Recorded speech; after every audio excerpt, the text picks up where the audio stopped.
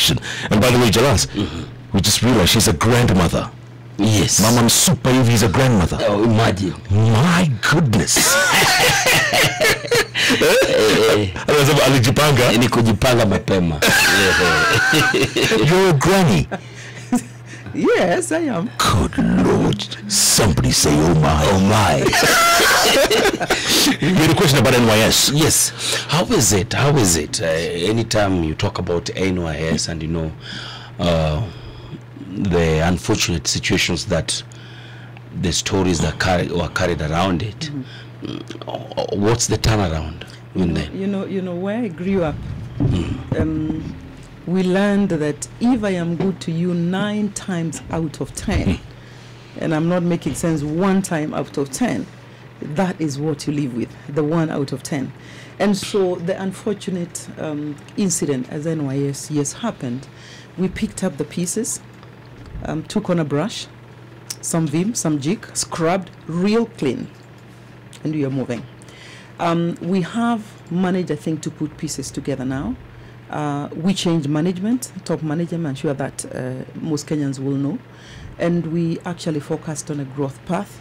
As I speak to you, NYS recruitment, Gilgil, this is where we take the young men and we take them through some paramilitary training, take them to the community, and then take them out to training, vocational and skills training. We have expanded from a capacity of 4,000 per year to 45,000 per year. Why? 41,000 extra? Yes, absolutely, a year. Absolutely. We'll be looking forward to a passing out parade of the biggest cohort of about 15,000 in the next 2 weeks. And are you inviting us? So we're moving. Yeah, you could be my guest. Go Oh, it's beautiful. It's the most wonderful thing you will ever see. Really? 15,000 young people in uniform, determined, have gone through drills with the hope, determined to go to serve in the community. Yeah. Brilliant. Yeah. Special invitation. Wow. Thank you. We're going to come. We're going to go. Yes, yes, yes. Are you going to deploy these youth for the elections? Are they going to be around just to maintain a presence? These particular ones who come out now must go to serve in the community. So they are not ready to kind of handle much else. But you know, we have the ones who we normally deploy to control crowds, as it were. Yes, if the need is expressed by the sector community, which is being handled by my colleague C.S. Matiang'i. Yes, we'll deploy them, because I think in terms of crowd control, the NYS chaps are about the best we can have in this country. They are not, they don't handle, if you will, arms, so they cannot be in extremely violent situations. But for crowd management and queuing, they're good at it. And that is one part of NYS, and I think we are doing pretty well in that space. We then have the community youths. Again, this is, I mentioned, this is one of the most transformational flagship programs by His Excellency the President, where we have gotten these community youths hopeless, not really employable in a lot of cases, because they haven't been really to school, they don't have a skill that they are holding on to, and we have managed to bring them, you know, back online, train them, basic training on business development. We pay them on a daily basis. We also inculcate in them a saving culture. As I speak to you now, these youth have about 2 billion saved in the 500 circles that we have helped them to establish across the country, which to me is really phenomenal. What it means for me, because some of them have already started business out of this money that they have saved, they are doing extremely well. And in there, we have also made leaders. A couple of them are actually running for MCA seats out of this group. You know, people who would otherwise not have a chance suddenly come back to life.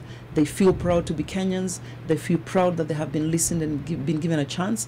But they move to a value addition in terms of a saving culture, so that even when we are not there, because normally we'll keep them for 6 months minimum, even when you're not there as government holding their hand, then they have something in their brain and they're able to, you know, vent for themselves and able to move forward.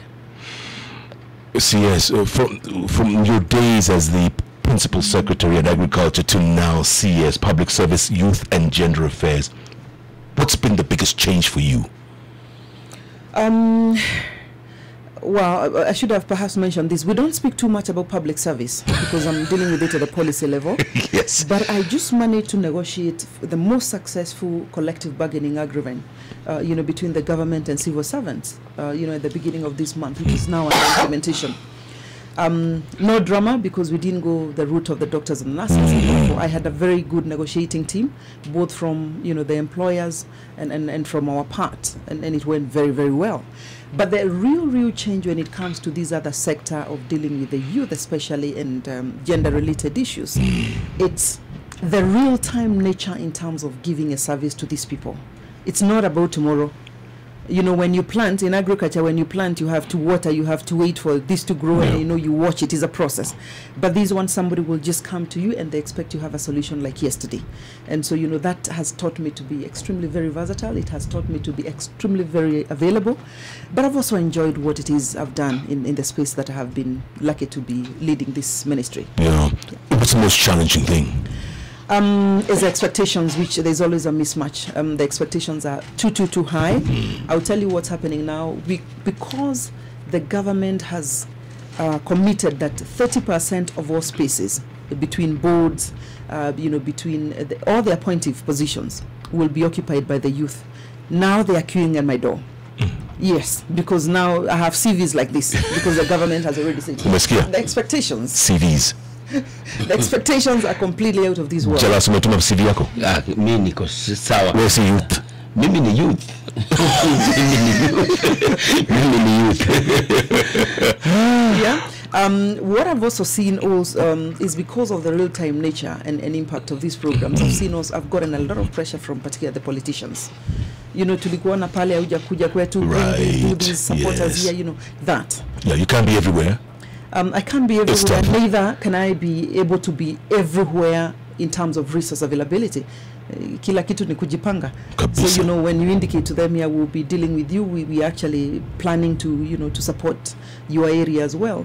Sometimes I get very impatient. Oh, they get so impatient. And my office location hasn't helped either. I'm very close to the legislators. Oh, goodness. But I try and be happy with it. So you get it from all sides. Yes.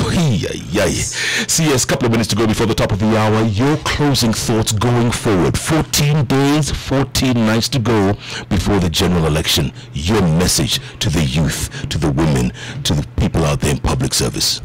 Really, this country is a bit too precious for us to break in bits because we want to take on leadership. It is too important, and it is a business of every one of us as a Kenyan to ensure that we maintain peace now, during the voting itself, and even after the voting.